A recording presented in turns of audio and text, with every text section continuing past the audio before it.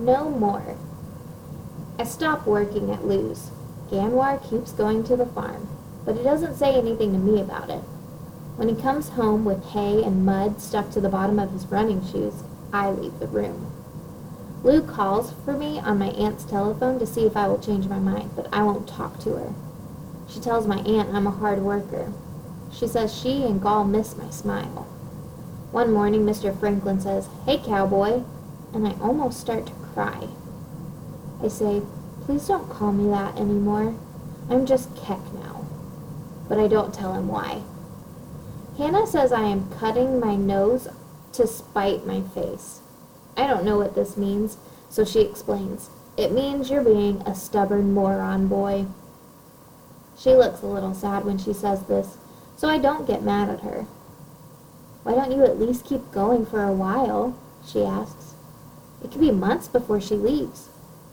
"Because at the end I know Lou and Gall and the farm will be gone forever," I say. "Can't you understand this feeling?" Hannah chews on her lips. "Yeah, I guess I can," she says at last. I wonder if maybe she is thinking about her mother, who is not a foster. But I don't ask. Yeah. Last day. The day's warm and the world begins again. I think of Gall nosing the ground, grateful to find tender grass appearing at her feet. After spring, Ganwar says, comes a time called summer, and no school, and sun strong as a young man. He says Lou may not leave until summer ends, but I close my ears to his words. The last day of school, Miss Hernandez and Mr. Franklin put our desks into a circle. Miss Hernandez stands in the middle. "Here comes a speech," she says. We all groan. "That noise is the same in all languages," she laughs. "I promise it'll be a very short speech. I just want you to know that I am very proud of all of you. You have learned so much and come far this year." She makes a funny sound in her throat, but I do not think she has a cold. "Like so many immigrants before you, I know you will help make this country a better, stronger place." She wipes her eyes. "Okay, speech over." Mr. Franklin brings over a big box and places it on a desk. Inside is a cake, an amazing long cake. I wonder if maybe it's the biggest cake in the world. "Ta-da!" he says. In the middle of the cake is a green lady with her arm in the air. She's holding a green candle. "Anybody recognize this old gal?" Mr. Franklin asks. "The Statue of Liberty!" everyone yells at once. "Why is she falling over?" Jaime asks. "Hey, I'm a teacher, not a baker," says Mr. Franklin. "Maybe she's tired," Miss Hernandez suggests. "She has a big job after all." "Why does she have a dog?" Pedro asks. Mr. Franklin sighs loudly. "That isn't a dog, it's a cow. It's supposed to be Gall." He shrugs. "I thought it would be a nice touch." I look away. I still haven't told anyone at school that Gall will soon be gone. There are words all over the cake in green letters, many words in squiggles. Before we eat, Miss Hernandez says, "We read." Everyone groans again, but she holds a finger to her lips, and you know that means business. Mr. Franklin lights the candle, and Miss Hernandez makes her voice extra soft, so that we all pay attention. This is a trick that teachers like to use. "These are important words," she says. "They mean that this is your country, now and forever.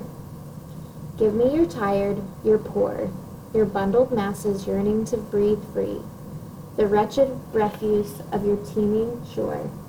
Send these, the homeless, the tempest-tossed, to me. I lift my lamp beside the golden door."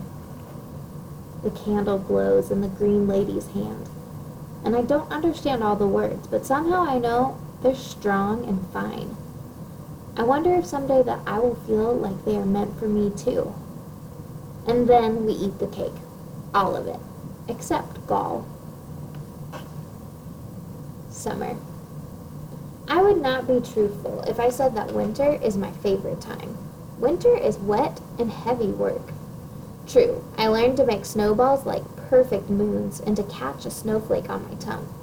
But I grew weary of looking for missing gloves. After such a winter, summer comes like a present with a bow. Summer is ice cream and skateboards and sweet grass under your free toes. And just as Dave promised, the not dead trees had been teasing me. Their leaves stop hiding, and over my head they weave a cool roof of green. Ganwar says that the farm will have its new owner at the end of summer. Lou can stay till fall, and then they will tear down the buildings. Lou is sad, he says. She misses me. I say he can tell Lou and Gaul that I miss them, but I will not be coming back. Hannah tries to take my mind off the farm. She knows all the secret summer things. We take a bus to a swimming hole shaped like a giant brick. It's filled with blue water and laughing children. First, hot sun is on your skin, then you jump in. For a while, you're a fish in a warm, pretending lake. She takes me to the library, too, like the one at school, only with enough books for the whole world to read. They give me a card with my name on it and let me look at book after book. The library workers don't even know me, and yet they promise I can take books home. To be trusted with such precious gifts is a great honor. My father would have sung me a song of pride to see his son so trusted. Hannah helps me find books with pictures of Africa. They don't seem real. These flat colors smoothed to my fingers. They make me happy, but also sad. I see a picture of a woman tall with strong arms and sunny eyes, and for a moment, a crazy moment, I think it might be my mother. She's like her, I say to Hannah. But not. She's very beautiful, Hannah says. I'm starting to not remember, I whisper. Sometimes I can't see her face in my mind. Only when I'm asleep now is she real. I know, Hannah says. It's the same for me, too. The words steal her smile away, like clouds over sun. On the library table is paper, in little pieces in a box, and a cup filled with short yellow pencils. I give a pencil to Hannah. You can still send a letter to her, I say. I wait. She doesn't speak. I say, you can, but I cannot.